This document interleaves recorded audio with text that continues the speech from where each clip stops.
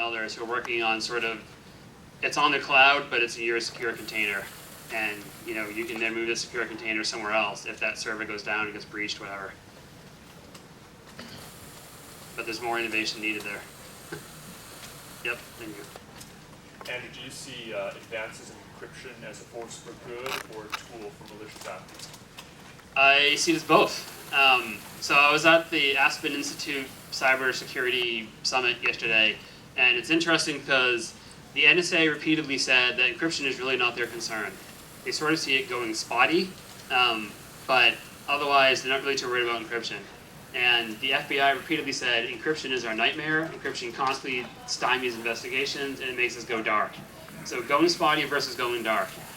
On the one hand, I take that to mean the NSA is not worried about encryption because they can break it all. And so they're not going to actually say that.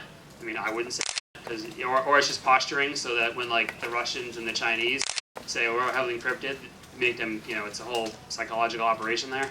But the FBI is pretty clear that encryption, you saw the iPhone thing, they constantly run into it with these technologies that are heavily encrypted end to end.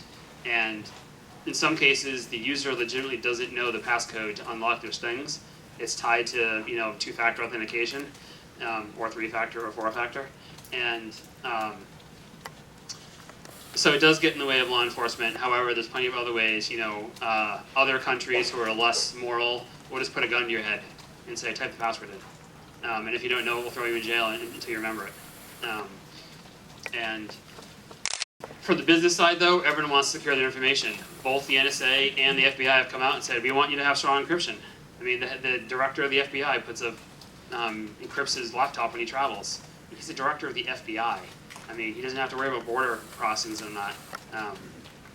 But he still does it just because it's what you've heard, is encrypt your laptop. So most likely your laptop's going to get stolen, not someone to hack into it. So if they get stolen, at least it's encrypted. I think that encryption still has a long way to go. I think that quantum encryption is really where the next thing is going to be at. It's still in its infancy, but it's vastly stronger and vastly easier to implement. Right now, encryption is really CPU and memory heavy. It takes a lot of power to do that. Even with your phones, it's tough to do that.